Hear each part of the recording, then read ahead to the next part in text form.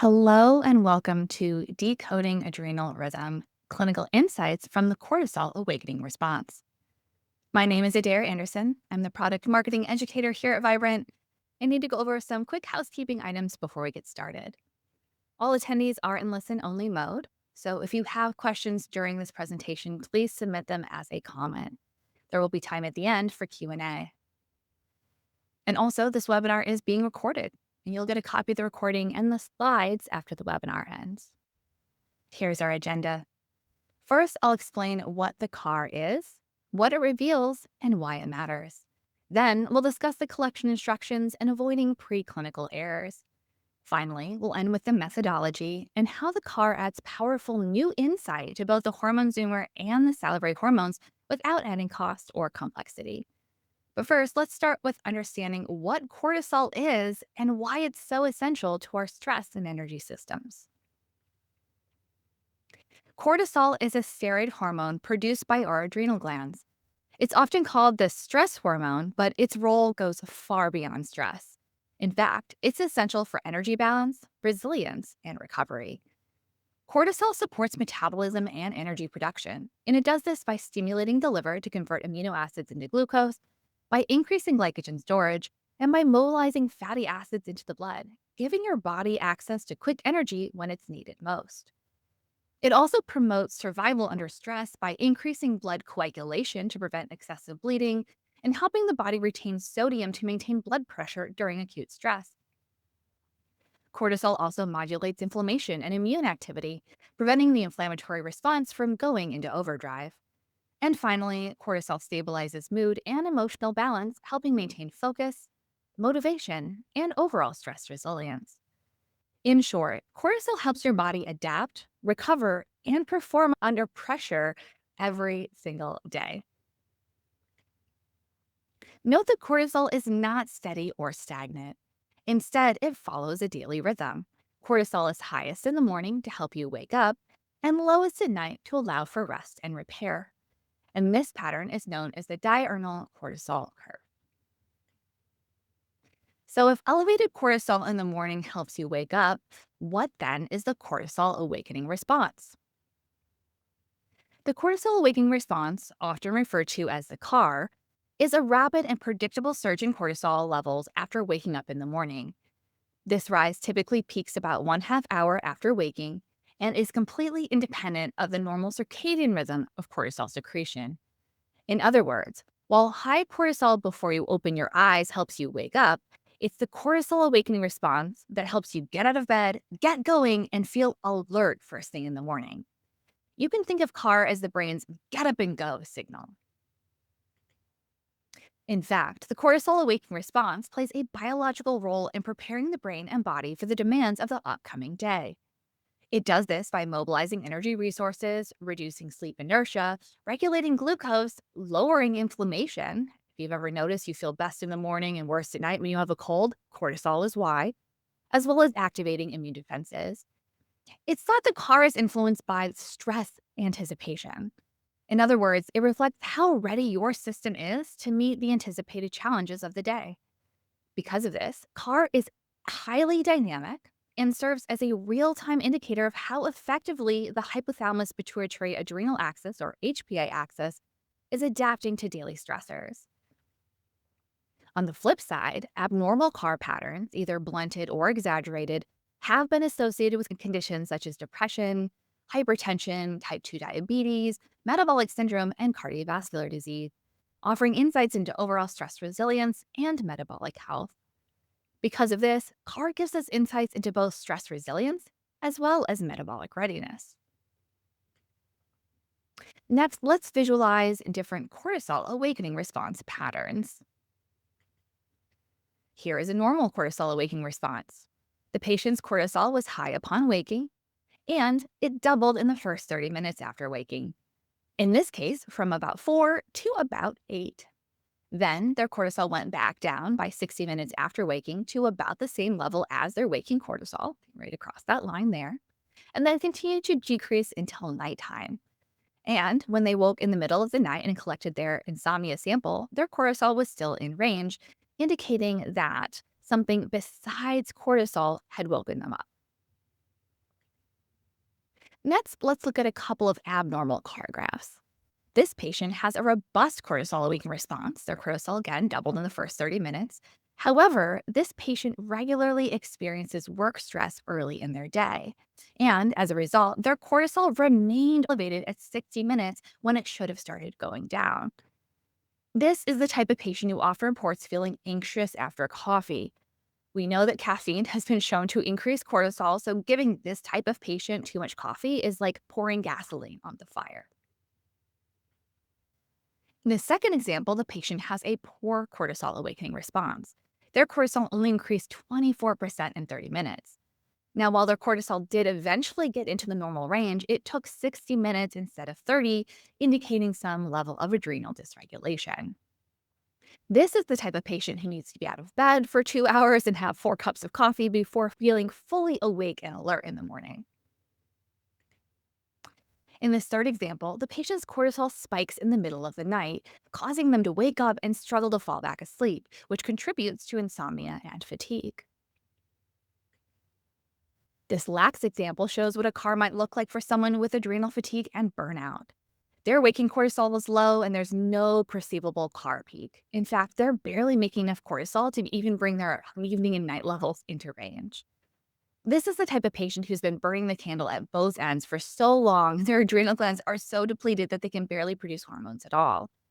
This contributes to symptoms like difficulty waking up and reliance on caffeine, fatigue and low energy, especially in the morning. Also, midday crashes, often at the same time having bursts of energy late at night as their cortisol finally gets into range, as well as poor stress tolerance and feeling easily overwhelmed. These patients also complain of sleep disturbances, cravings for salty or sweet foods, lightheadedness upon standing, right? Cortisol regulates sodium. So if they don't have enough sodium, that blood pressure is going to drop and they're going to feel lightheaded.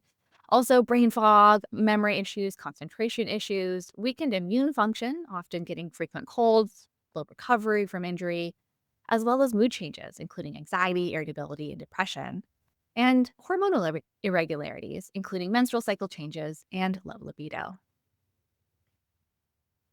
In addition to the saliva-free cortisol pattern, Vibrance CAR also includes a saliva-free cortisone pattern. Cortisone is the inactive metabolite of cortisol and generally serves as a secondary confirmatory marker for assessing changes in free cortisol levels. For example, while this patient's cortisol was elevated at every collection point, their first 3 cortisone levels were within range. This aligns with the patient feeling like heightened stress or hypervigilant state and tells me that they're having a difficult time inactivating cortisol. Their body's like hanging on to the active cortisol for longer than it should. By comparing the patient's cortisone to cortisol graphs, this helps clinicians differentiate between cortisol overproduction and impaired cortisol clearance. And here is the full markers list for the cortisol awakening response. It includes both cortisol and cortisone levels upon waking, 30 minutes after waking, 60 minutes after waking, evening, night, and an optional insomnia sample if the patient wakes during the night. We also include the total saliva cortisol and total saliva cortisone, which are calculated. Basically, we add up all the values of the markers measured throughout the day to give you the total amount of cortisol produced in that day by that patient. Now let's discuss the collection instructions and how to avoid preclinical errors. To measure the CAR, patients collect 6 samples, including saliva sample immediately upon waking, 30 minutes after waking, 60 minutes after waking, an evening sample right before dinner, a night sample right before bed, and then the 6th sample if the patient wakes during the night, they have that option to collect the 6th insomnia sample. The insomnia sample helps determine whether a mid-night cortisol spike caused that patient to wake up. And note that it's not necessarily 12 a.m. midnight, but any time during the night that the patient wakes. Note here, to obtain an accurate CAR measurement, strict adherence to saliva collection times must occur upon waking. Delays of 15 minutes in sample collection following waking will remove that immediate post-waking latent period from the CAR estimates, while retaining the later estimates of elevated cortisol secretion. In other words, timing is everything for an accurate CAR measurement. So make sure patients adhere to those strict collection times. Also, worth pointing out, the CAR requires saliva samples. This is because saliva provides real-time measurements of the free bioavailable hormone levels. In contrast, urine provides delayed insights, reflecting the combined hormone production, metabolism, and clearance. So while the urinary diurnal cortisol curve can provide insight on how high or low a patient's cortisol was, the first morning sample reflects the combination of all the cortisol produced, metabolized, and excreted into the urine from bedtime until the first morning void. So from bedtime until they woke up. Similarly, the second morning urine sample, collected 2 hours after waking, reflects all the cortisol produced, metabolized, and excreted between the first morning void and the second morning void. It can't tell us exactly when that cortisol peak occurred. Correlations doesn't exactly tell us when it happened. Only saliva can give you that real-time bioavailable cortisol and cortisone peak. All right, next let's talk about methodology. Vibrant uses liquid chromatography tandem mass spectrometry for quantitative detection of salivary cortisol and cortisone levels. LC-MS-MS is a powerful analytical technique that combines the separating power of liquid chromatography with the highly sensitive and selective mass analysis capability of triple quadruple mass spectrometry. In fact, mass spec is a gold standard for detection of small molecules, and the same methodology we use for our Hormone Zoomer and Salivary Hormones tests. On a related note, the Salivary Hormones automatically now includes the Cortisol Awakening Response, and CAR is also available as a free add-on when you order the Hormone Zoomer. What this looks like, how do you add CAR to Hormone Zoomer? Well, once you check the box to add the Hormone Zoomer to your cart, the Cortisol Awakening Response becomes a clickable option here, allowing you to check the box for the Cortisol Awakening Response and adding it to your cart.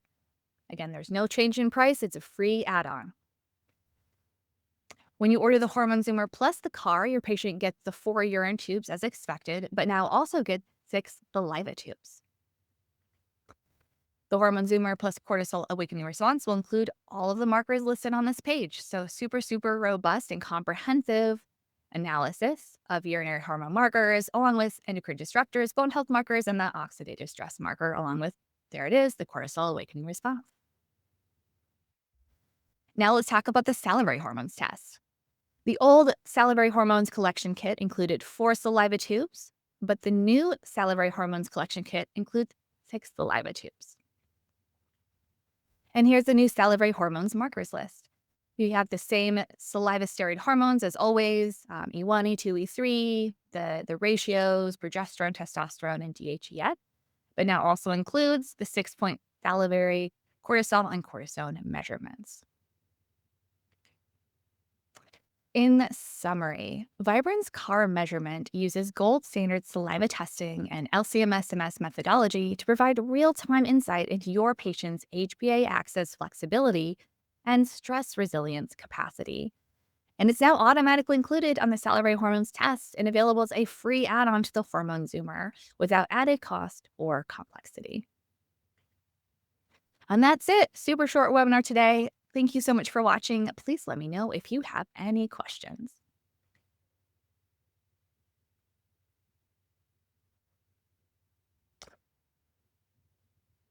All right, first question here from Sarah. The only difference between the existing test and the CAR is the increased number of tubes collected. So for the salivary hormones, it's automatically going to give you 6 tubes instead of 4. So it will include the CAR by default. If you add the CAR to the Hormone Zoomer, of course, comes with the 4 urine tubes, but now it will also include the 6 saliva tubes. Yep, that's the only difference. Hormone Zoomer adding CAR, 2 collection methods, both urine and saliva, whereas salivary hormones, it's just more tubes. Looks like there's another question from Sarah. The saliva tubes will automatically come with the urinary test, or do we have to click the option to add that on when we're ordering? Yeah, good question. So you're going to have to add it on. So let me click back through the animations here. So when you add the Hormone Zoomer to your cart, the Cortisol Awakening Response will turn from gray, you can't order it standalone, in other words, to this clickable option, and then you add it to your cart. So yes, you do have to click in order to add it. We want the default to be not adding it, but there will also be a pop-up in the provider portal saying, hey, would you like to add this thing on for free? So it's going to be very hard to forget to do it because there is a pop-up added to the portal to show you that it's free, it's an add-on, and you can do that at the time of checkout. All right. I'm not seeing any other questions at this time. Thank you again so much for joining me today. And until next time, everyone, stay vibrant. This webinar is for educational and informational purposes only. It is not a substitute for professional medical advice, diagnosis, or treatment. The views expressed by guests and hosts are their own and do not necessarily reflect the official policy of Vibrant Wellness. As always, consult your healthcare provider before applying any recommendations that you have heard here today.